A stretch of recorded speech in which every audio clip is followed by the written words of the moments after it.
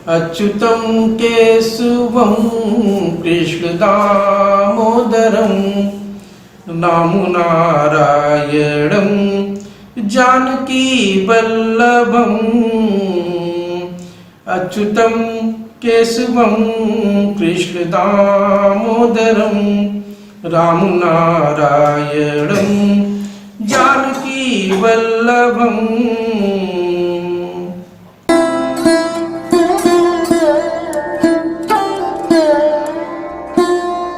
आप सभी को प्रणाम। सत्य सनातन की जय। ईश्वर की असीम अनुकंपा से, गुरु महाराज की असीम अनुकंपा से हम सभी लोगों को भगवत चर्चा करने का परम सौभाग्य प्राप्त हो रहा है। गुरु वंदना कर लेते हैं। वंदो गुरु पदकंज कृपा सिंधु नर रूप हरि महामोहतम पुंज जासु बचन रवि कर निकल। गुरु की महिमा इतनी अपरंपार है कि जिसका वर्णन हम नहीं कर सकते। गुरु हमें अंधकार से प्रकाश की तरफ ले आते हैं, हमें हमारे अंदर जो अंधकार पड़ा रहता है उस परमानंद प्रकाश से मिलाते हैं। जिस प्रकार से सूरज जब निकलता तो रात्रि का अंधकार अपने आप दूर हो जाता है। आज हम लोग एक आध्यात्मिक चर्चा करने चाह रहे हैं कि देखिए किस प्रकार से राष्ट्र को बचाने के लिए गुरु के मार्ग पे चलने से वो राष्ट्र बच जाता है। आज उस पे हम लोग बात करेंगे। प्रकाश उत्सव बहुत बड़ा त्योहार है हमारे सिख भाइयों का, उसको लेकर के और जो कथा गुरु गोविंद सिंह जो 10वें गुरु हैं उनके साथ क्या घटना हुई उस कथा को लेकर के हम आगे चलते हैं। एक समय की बात है जब मुगलों का आक्रमण हो रहा था, देश पूरा संकट में पड़ा हुआ था, तो सिखों के 10वें गुरु गुरु गोविंद सिंह जी बड़े अभावग्रस्त में थे। उस समय लड़ाई करते करते संघर्ष करते बड़े अभावग्रस्त में थे। वो खादिर के पहाड़ी पर बैठे हुए थे, किले के अंदर थे। मतलब वो किला जो है खादिर की पहाड़ी पर बना हुआ किले के अंदर थे। जो उनके सेवादार थे, जो सेवक थे, जो सैनिक थे, उनके पास इतना अभाव हो गया था कि वो पेड़ की छाल को छील छील के वही खा रहे थे। उसमें से 40 लोग इस प्रकार से थे कि जब देखा कि कुछ भी खाने पीने को नहीं है तो वो गुरु महाराज के पास जाते हैं, गुरु गोविंद सिंह जी के पास जाते हैं, कहते हैं गुरु महाराज अब हम लोग अब कैसे जिएंगे, हम लोग तो संघर्ष नहीं कर सकते, मुगल सेनाएं हम लोग पे हावी हो रही हैं, जान भी बचाना बड़ा मुश्किल है और हम लोग आप घर जाना चाह रहे हैं। तो गुरु महाराज कहते हैं ठीक है, लड़ाई के मैदान को छोड़ के जाना चाहते हो तो तुम लोग एक कागज में सिर्फ लिख के ये दे दो कि आज से हम तुम्हारे गुरु नहीं रहेंगे और तुम हमारे शिष्य भी नहीं रहोगे। तो मरता क्या ना करता, बड़े संकोचपूर्ण तरीके से वो 40 जो सेवादार हैं उन्होंने कागज पे लिखा, नाम सहित, कागज एक ही था, उस कागज पे 40 का नाम से लिख करके गुरु महाराज को सौंप दिया। तो गुरु महाराज ने कहा ठीक है आप लोग जाइए। जब वो अपने घर पहुंचते हैं तो अब वहां पे जो उनकी पत्नियां हैं, जो औरतें हैं घर परिवार को, सुनती हैं कि ये क्या किए हैं, गुरु महाराज को ही छोड़ के चले आए, जिनके बिना जीवन ही व्यर्थ है। तो वो जब छोड़ करके चले आए हैं तो वो पत्नियां कहती हैं कि जब उन्हीं को छोड़ दिए तुम तो हम लोग से क्या रिश्ता तुम्हारा है। और उसमें से एक जो सेविका रहती है, जो मर्दाना ड्रेस पहन के रहती है, तो वो क्या करती है कि अब वो जो औरतें हैं, उनकी परिवार की औरतें हैं, उन लोगों को इकट्ठा करती है, बातचीत करती है, समझाती है, कहती है कि इन लोग से बोलो कि ये लोग चूड़ियां पहन के बैठे, हम लोग जा रहे युद्ध करने। और वो औरतें जो है युद्ध के मतलब कि वो सैनिक के वेश में वो चलने लगती हैं। अब इनके मन में इतनी ग्लानि होती है कि चूंकि उनकी औरतें भी गुरु भक्त थी, इसलिए ऐसा उन्होंने कार्य किया।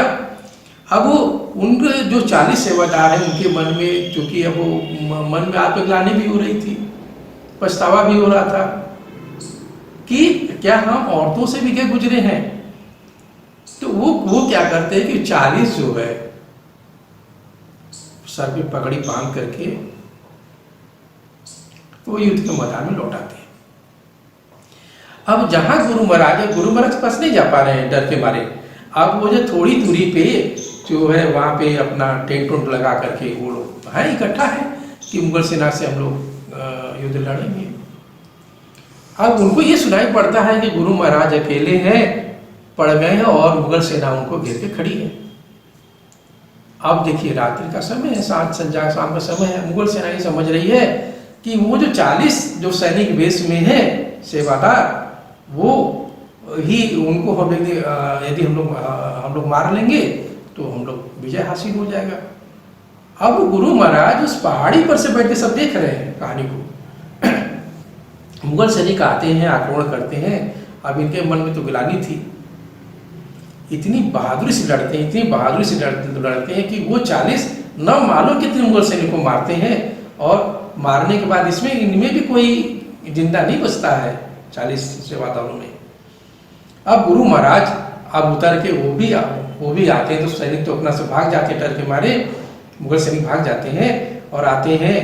तो उसमें से एक महान सिंह नाम का जो सेवादार था, वो उसकी थोड़ी साजिश चल रही थी। देखिए बड़ा मार्मिक प्रसंग है ये। गुरु महाराज के सिर को अपने गोद में लेते हैं ना, कोई कुछ एक दूसरे से बोलता तो नहीं है, सिर्फ आंखों से अश्रु धारा बहती रहती है।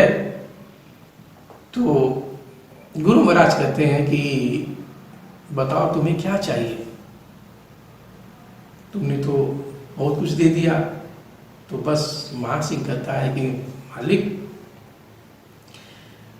गुरु महाराज आप एक सिर्फ काम करिए कि जो कागज हमने दिया था उस कागज को फाड़ दीजिए।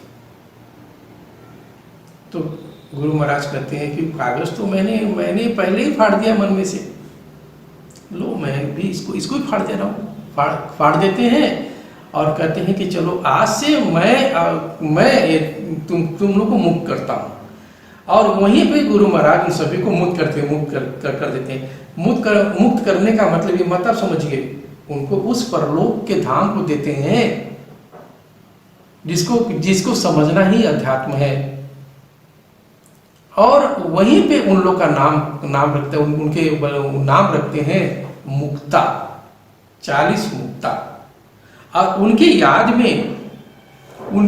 में एक गुरुद्वारा बनता है जिसका नाम होता है कि जब महान सिंह से इस तरह की बात होती है तो वो मुक्तेश्वर गुरुद्वारा, उसका नाम है मुक्तेश्वर गुरुद्वारा, जो उन्हीं के याद में बनाया गया है।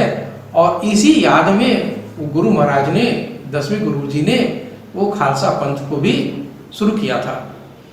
अब आप देखिए, अब वो राष्ट्रभक्ति के लिए गुरु महाराज सिर्फ अध्यात्म का ज्ञान नहीं दे रहे थे, उस राष्ट्रभक्ति के लिए इतना सुंदर ये प्रेरक प्रसंग है कि आप सोचें कि वास्तव में हम लोग यदि निष्कपट भाव से एक दूसरे से मिले, बातचीत करें, समझें, तो क्या हमारा राष्ट्र कभी किसी गुलाम बन सकता है? कभी नहीं।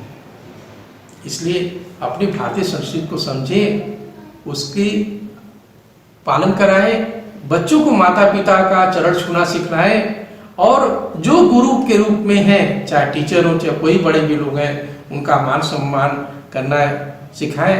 इसी क्रम में एक और बात आती है कि जो कच्छप था, जो भगवान का पैर छूना चाह रहा था क्षीर सागर में, अब वो बार बार पैर छूना चाह रहा है, लेकिन वो शेषनाग जी और लक्ष्मी जी उसको पैर नहीं छूने दे रही हैं।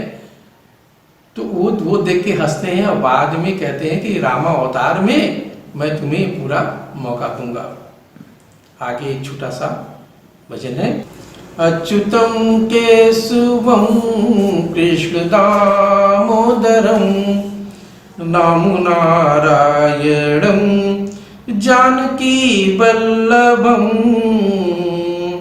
अच्युतम केशवम कृष्ण दामोदरम राम नारायणम जानकी वल्लभम।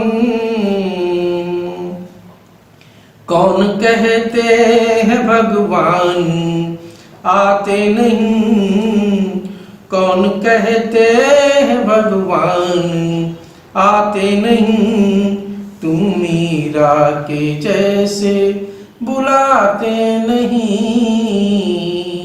अच्युतम केशवम कृष्ण दामोदरम राम नारायणम जानकी वल्लभम। जय श्री राम।